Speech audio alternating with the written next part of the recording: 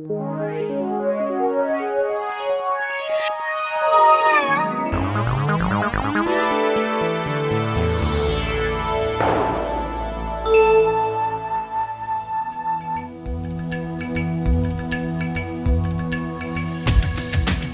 aula passada, o professor João fez uma análise da ideologia, partindo das ideias do filósofo grego Platão.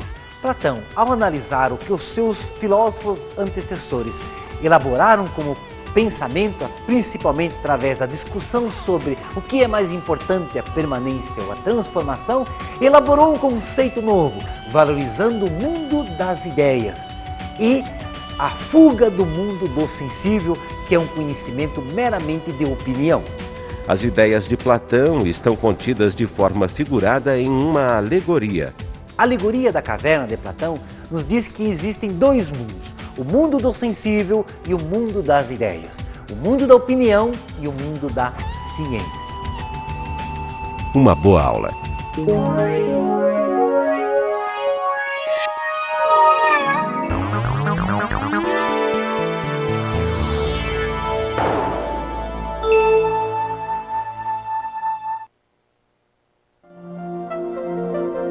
Caminhar em direção a uma estrela, nada mais.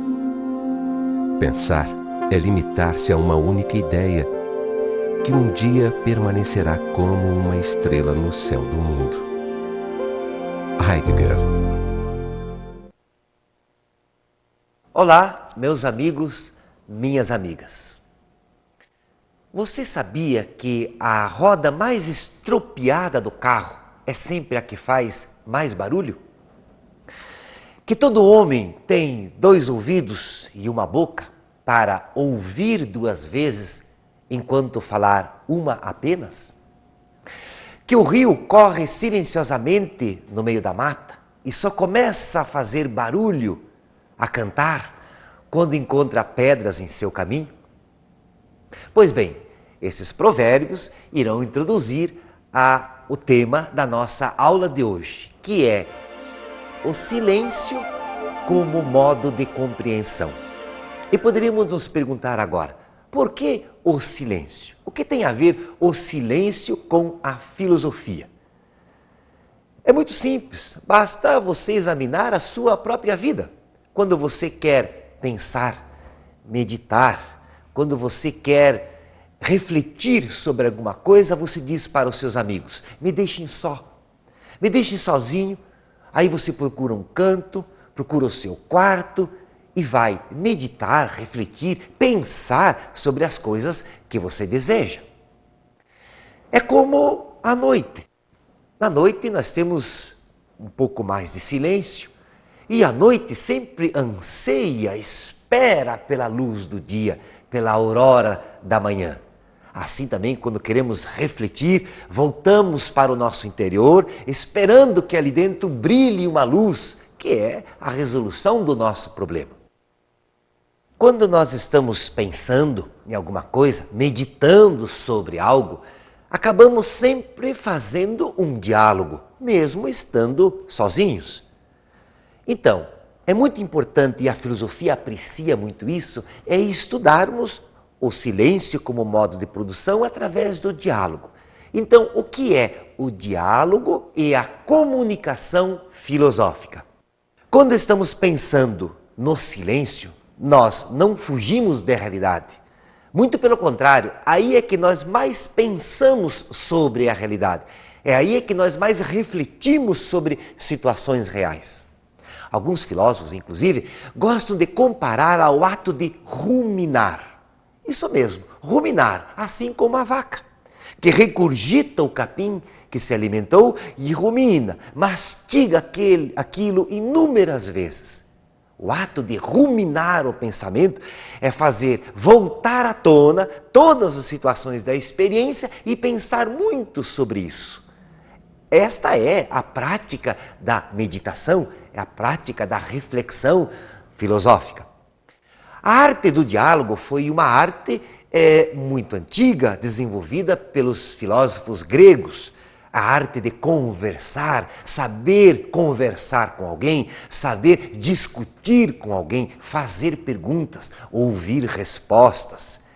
A arte do diálogo é tão importante que se transformou num método, isto é, num caminho a prescrutar e encontrar o conhecimento, e também como um princípio de suportar a opinião de alguém. Quando estamos dialogando com alguém, em certos momentos, temos que fazer silêncio e saber ouvir o que o outro vai dizer. Tudo isso, tudo que nos propomos a dialogar, está sempre em vista do conhecimento. Sempre é o conhecimento o qual nós vamos procurar. Todas as ações do homem, ao buscar o novo, ao buscar o diferente, sempre está em busca de encontrar o conhecimento. Mas conhecemos muitas coisas, e isso a cada instante. Agora nós poderíamos nos perguntar, será que tudo aquilo que eu conheço, tudo aquilo que eu leio, que eu observo, onde está a verdade nisso? Será que tudo aquilo que eu observo, todos os meus conhecimentos têm um cunho de verdade? Para isso, a filosofia vai nos ajudar.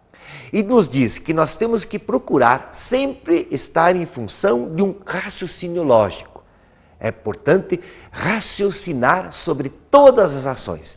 Mas o raciocínio correto é o raciocínio racionalmente fundamentado. O que é isso? Vejam bem, nós temos muitos conhecimentos e buscamos o selo da verdade. E nós vamos encontrar que o raciocínio que nós vamos ter é um raciocínio correto quando nós encontrarmos preposições que partem de juízos ou afirmações ou negações racionalmente bem fundamentados. Neste momento não vale mais opinião. É preciso raciocinar sobre as coisas. E a filosofia vai nos indicar alguns métodos para fazer isso, que são os vários tipos de raciocínio. O primeiro raciocínio que a filosofia nos apresenta é o método indutivo.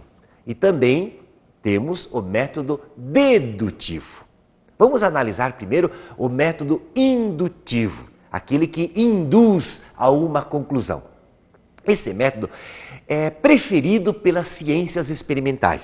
A ciência trabalha sempre com o método indutivo. O que a ciência faz? Ela observa a natureza, observa casos particulares das ações, daquilo que acontece da natureza, e a partir dessa observação, ela conclui uma lei geral, um princípio universal. Como a ciência não pode observar todos os casos, ela avalia a maior parte dos casos.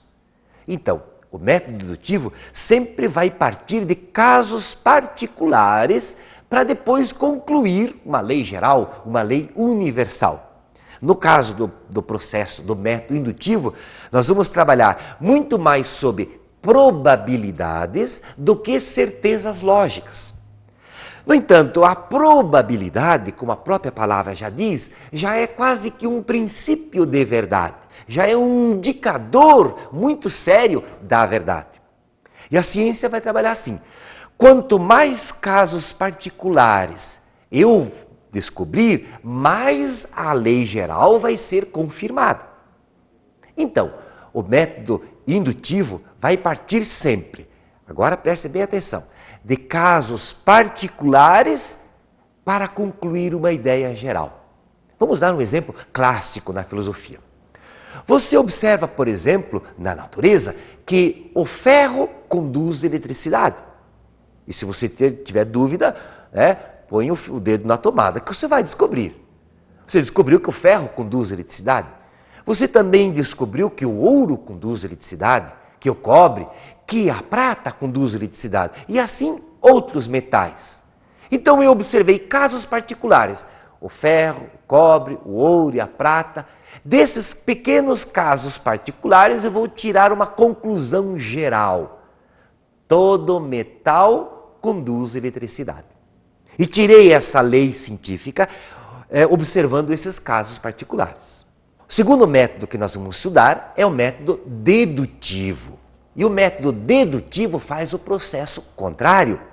Ele pega uma lei geral e tira uma conclusão particular. Só que com um detalhe importante.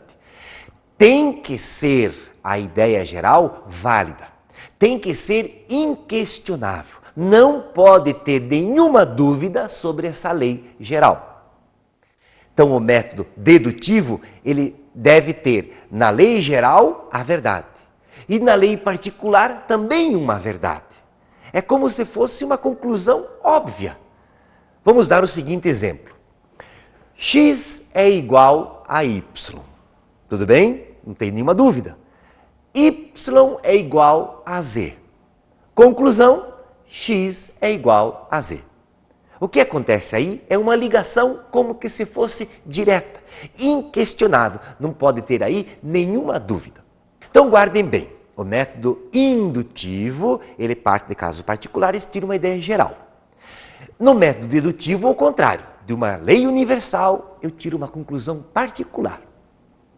Temos também o método chamado analógico.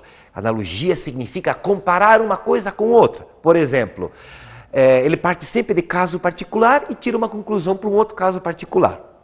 Exemplo, Paulo estava com dor de cabeça, tomou aquele determinado remédio e sarou. Eu, João, estou com dor de cabeça, se tomar o mesmo remédio, também vou melhorar.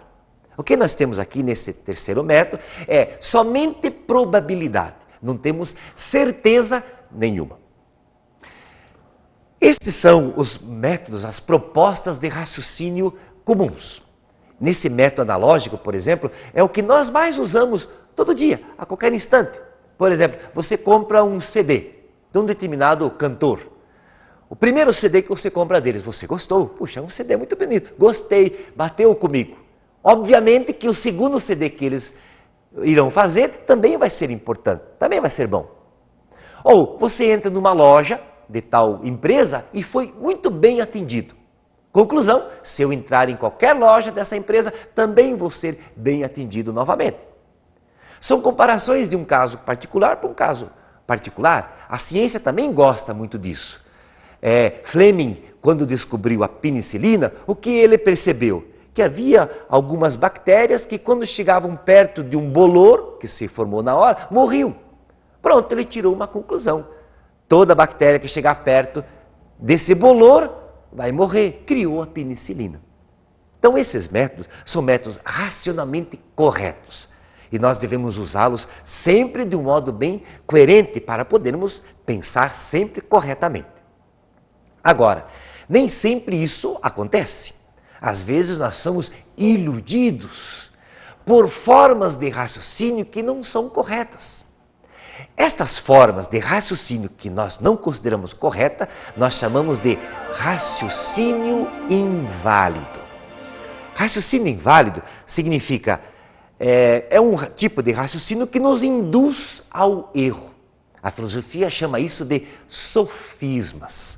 São muito perigosos, porque podem nos fazer concluir algo errado. Quer ver um exemplo igual ao dedutivo?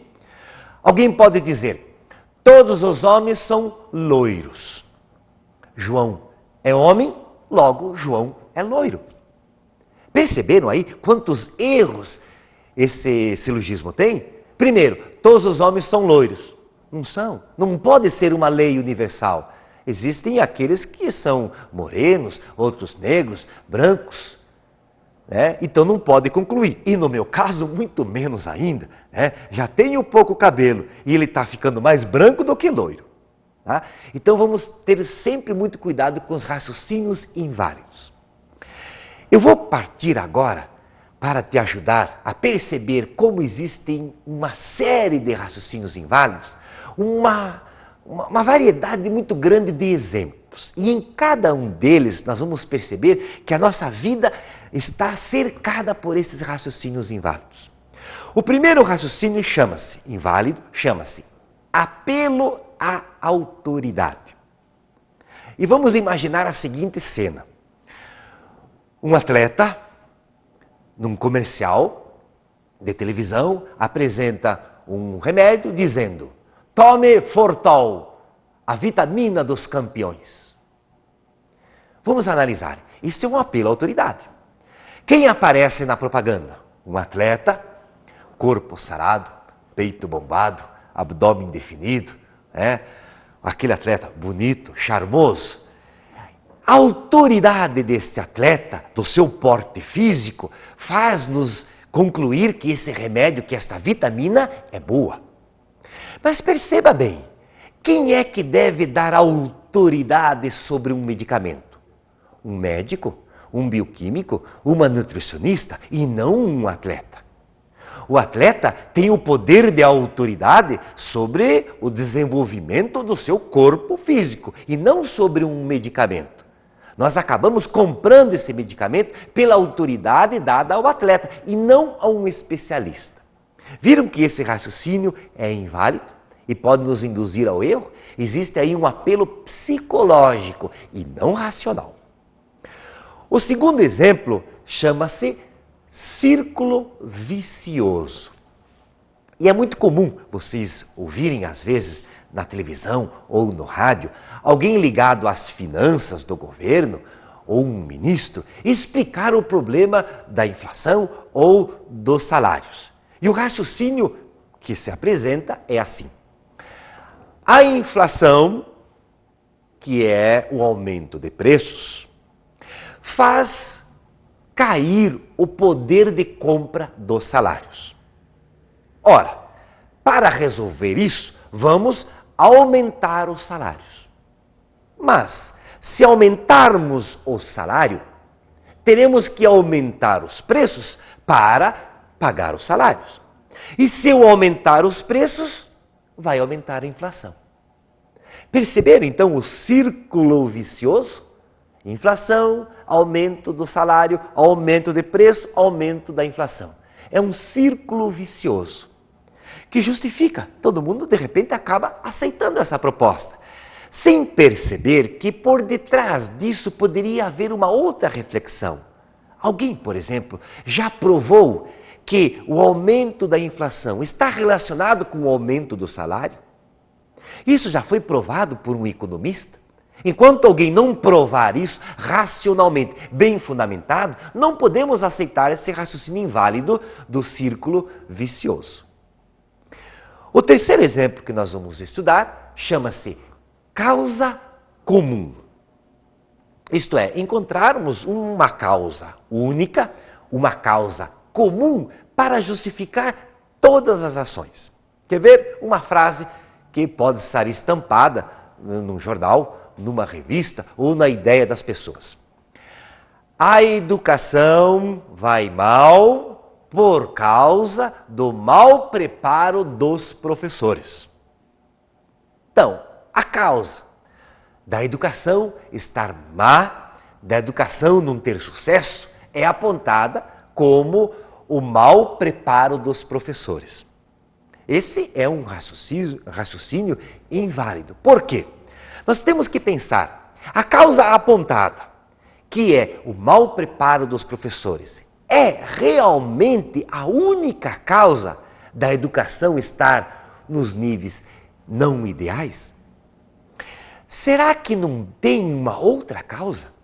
Será que não pode haver uma terceira causa que seja realmente a promotora da educação estar mal e do mau preparo dos professores?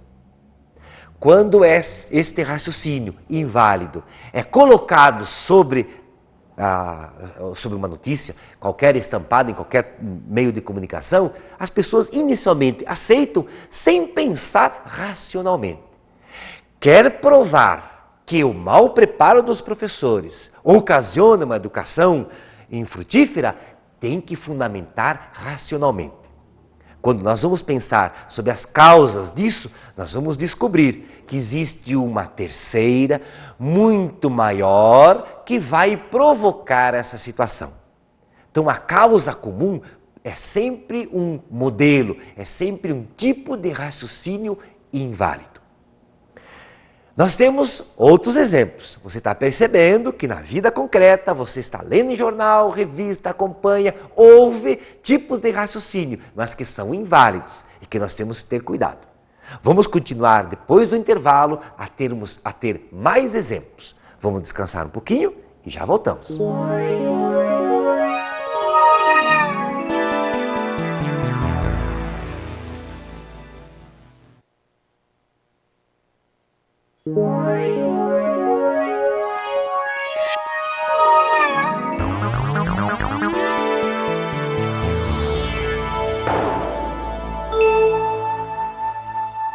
Então, meus amigos, depois desse nosso intervalo, vamos continuar examinando outros raciocínios inválidos. E chamo sua atenção agora para o próximo raciocínio inválido, a generalização. Este você encontra a qualquer instante na sua vida. Por exemplo, alguém dando o seguinte depoimento: a torcida do Corinthians é violenta, porque eu estava saindo do estádio e vi um rapaz com camisa do Corinthians apedrejar um ônibus. Ou alguém dizer o seguinte: a medicina é inútil. O meu pai andou de médico a médico, de hospital a hospital, gastou um monte de dinheiro, acabou morrendo. No terceiro exemplo, um deputado foi cassado porque foi provado que ele desviou verbas. Observe bem, em relação à torcida do Corinthians, está se referindo a um torcedor. No segundo exemplo, a uma pessoa que morreu. E no terceiro caso, a um deputado. Esse raciocínio está tentando nos induzir que um caso particular pode se tirar uma conclusão geral. E você sabe que isso não pode. Devem haver vários casos particulares para se comprovar uma lei universal. Então a generalização é muito perigosa. Até quando nós dizemos, quando você, por exemplo, teve uma briga com o seu marido e diz, nenhum dos homens presta. Ou brigou com o seu namorado, que é europeu, e diz, todos os estrangeiros não servem para nada. São generalizações perigosas e não são raciocínios válidos. O próximo exemplo é o equívoco. E esse raciocínio funciona assim. O prisioneiro foi contra a lei. Prisioneiro não tem liberdade. E quem não tem liberdade não pode agir. Veja que nesse raciocínio de equívoco existe aí um certo número de palavras que nos incidem ao erro. Situações falsas sobre o juízo sobre liberdade ou sobre a ação. Uma causa, né, está sendo apontada, mas com frases ambíguas. É um equívoco sobre uma frase ou outra. O prisioneiro, não importa se ele está numa cadeia, numa cela ou num pátio, ele sempre deve cumprir a lei. Esta é a única verdade. O próximo raciocínio é de frases ambíguas. Frase ambígua significa frases que nos incidem a uma dupla interpretação. Quer ver alguns exemplos que eu coletei? Frases, por exemplo, o olho d'água tem pestana, a boca da noite diz nome feio, marmelada falsificada é marmelada? Percebam que as palavras aí são usadas para ter várias interpretações. Existe até uma história engraçada. A professora pediu que os seus alunos fizessem uma redação e o título era Mãe Só Tem Uma. E os alunos fizeram a redação. No dia seguinte, ela chamou os alunos para lerem a redação. Primeiro, a Cleide, a aluna mais brilhante da sala, leu a sua redação. A mãe é uma pessoa muito carinhosa, bondosa, porque ela cuida da gente, ela faz isso, faz aquilo, por isso que mãe só tem uma. Aí, chamou o André, o outro menino mais inteligente da sala, ele leu a sua redação. A mãe cuida da gente, ela nos deu a vida, ela faz isso, faz aquilo, por isso que mãe só tem uma. Chamou o Juquinha para ler a sua redação. E ele leu. Eu estava brincando lá fora e minha mãe com visitas lá dentro da sala. Apareceu a dona tia Maricota, a tia Cotinha, a tia Josefa e minha mãe me chamou dizendo o seguinte: filho, vá até a geladeira e pegue 2 garrafas de refrigerante. Eu fui até a geladeira, abri e gritei para minha mãe: mãe, só tem uma. como foi entendida a história, é a interpretação sobre uma frase que pode ter mais do que um sentido. Isso chama-se uma frase ambígua, que é colocada para nos iludir apenas.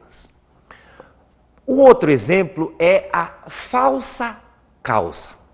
E acontece muito. Por exemplo, meu irmão bateu o carro. Também. Antes de sair de casa, esqueceu em cima da mesa o pé de coelho. Bateu a porta, caiu a ferradura. Passou 2 vezes por debaixo de uma escada. E antes de sair de casa, quase atropelou o gato preto da vizinha. A causa dele ter batido o carro está sendo colocada aí por situações que até agora não foram comprovadas. A causa é falsa. Ninguém provou ainda que essas situações provocam alguém a cometer um acidente. Isto é uma falsa causa. O próximo exemplo chama-se apelo à ignorância. Alguém justifica o seguinte: a contaminação da AIDS não está relacionada com o consultório dentário.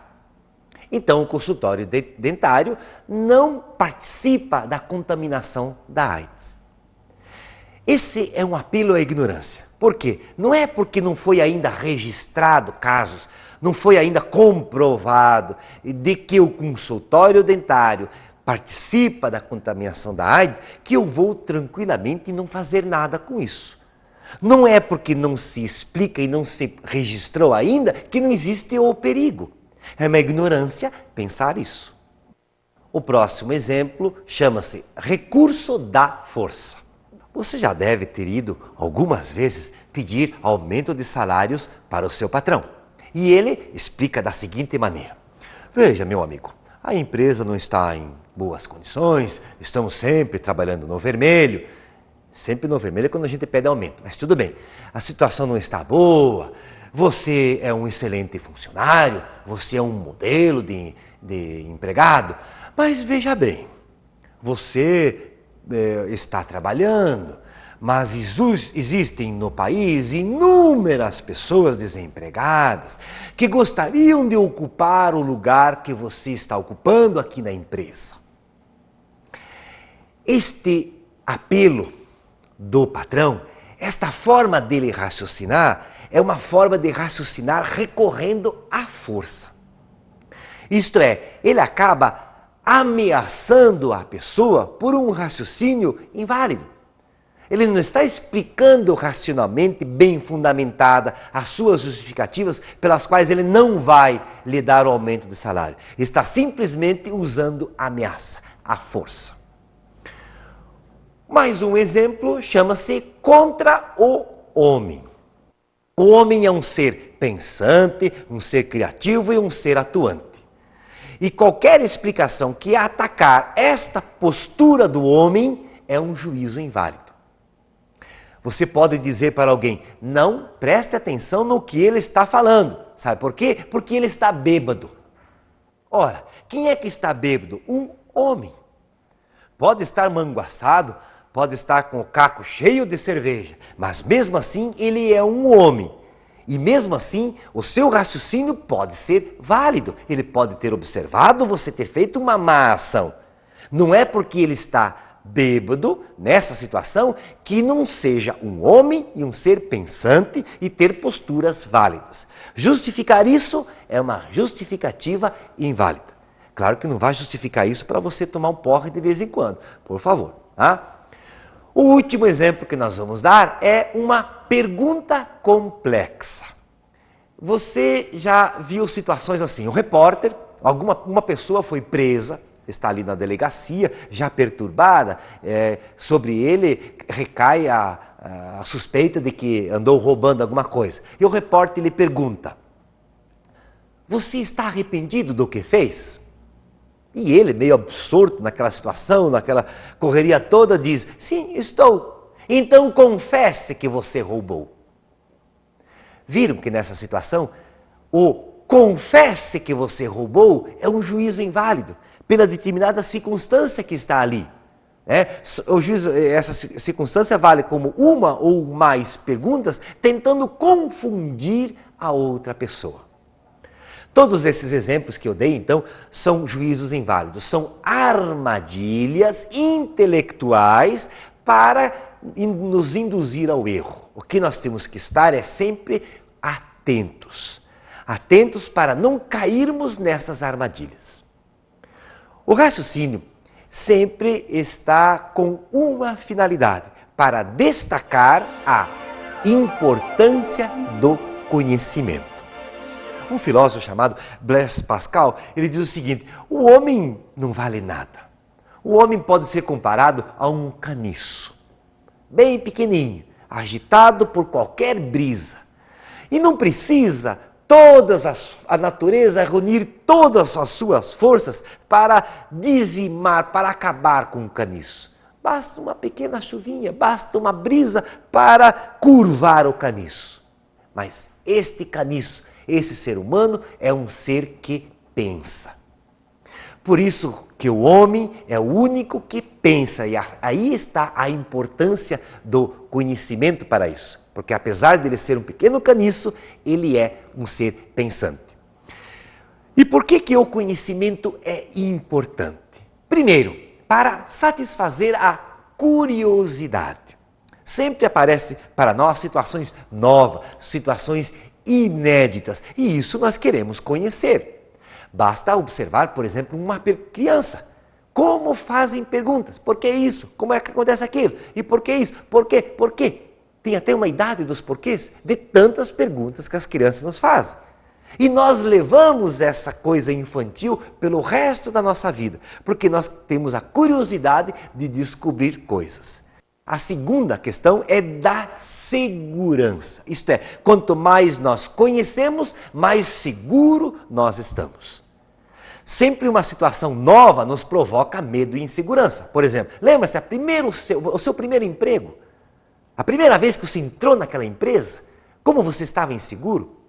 O primeiro encontro com a sua namorada? E a terceira característica é da transformação. O ser humano age, pensa porque transforma tudo. Então, as características da importância do conhecimento. Aquela questão da satisfação da curiosidade. A questão da segurança e da transformação só acontece no ser humano. Você sabia como é que a gente acaba matando uma ideia brilhante? Sabe como é que você faz para matar um futuro gênio? Basta deixá-lo no berço, ignorante. Se nós, como país, não levarmos as pessoas a adquirirem conhecimento, a poderem responder às suas perguntas, a ter direito de fazer perguntas, nós estamos inibindo essas pessoas de resolverem a sua curiosidade, a ter segurança, a poderem transformar. Na medida em que um país nega às pessoas todo o direito de resolver perguntas, de buscar as respostas, estamos negando a eles o direito mais básico e fundamental do homem, que é o conhecimento. O ser humano é um ser que pensa. Se nós estamos inibindo esse ser humano de pensar, estamos praticando uma ação contra o próprio homem. Feliz é você que descobriu que chegou a hora de voltar a pensar, de realizar um direito que é seu, de responder às perguntas que você faz, de não permanecer na ignorância e de ter segurança. Quem conhece é seguro. As questões que nós conversamos na aula de hoje sobre raciocínio, sobre formas de pensamento, estão contidas numa disciplina da filosofia que se chama lógica. Pois bem, vou deixar agora para você um problema. Vou dizer que problema é, você vai levar alguns dias aí pensando e eu vou dar a resposta desse problema somente na próxima aula. É um problema de lógica, então preste bem atenção para pensar sobre as respostas. E a situação é a seguinte: uma aldeia indígena. Nesta aldeia indígena existe um costume. A princesa, a mais bonita de todas as mulheres, irá casar com alguns dos jovens. Os jovens, para poderem casar com a princesa, deverão passar num teste. E o teste consiste no seguinte: no meio da aldeia vão ser colocadas 2 cabanas. Numa das cabanas irá ficar a princesa. E na outra cabana será construído debaixo dela um buraco contendo cobras venenosas. O escolhido, o que quiser passar por essa prova, poderá fazê-la. Para isso, deverá fazer uma pergunta, só uma pergunta, para poder escolher qual das cabanas está a princesa. Essa cabana só tem uma entrada, mais nenhuma. E na porta de entrada da cabana está um índio guardando a entrada. Então são 2 cabanas, 2 vigias, 2 índios. Só que com um detalhe: um deles diz sempre a verdade. O outro diz somente mentiras. O escolhido poderá fazer a um e a outro somente uma pergunta. Que pergunta o índio vai fazer àquele que diz verdade ou àquele que diz a mentira para saber onde é que está a princesa? Então o meu desafio para você agora é: que pergunta fazer?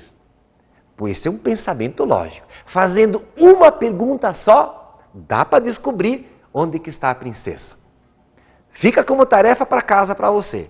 Pense bem, depois eu dou a resposta. Vamos agora às nossas dicas de estudo.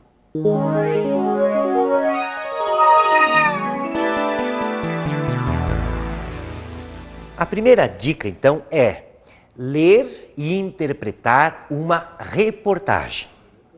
Segunda dica, ler e interpretar uma música. Tanto na reportagem quanto na música, busque ali se você encontra um raciocínio inválido. Veja se as causas apontadas são realmente as verdadeiras causas. E em terceiro, analise a seguinte frase para você justificar esse raciocínio inválido. E essa frase diz o seguinte: vamos ver? A medicina é inútil. Meu pai gastou um rio de dinheiro com médicos e morreu doente. Por que este raciocínio é inválido? E não esqueça de pensar na resolução do problema do índio. Qual é a pergunta que ele deve fazer a um dos 2 índios para saber onde é que está a princesa? Pense bem e te espero na próxima aula, deixando um grande abraço para você.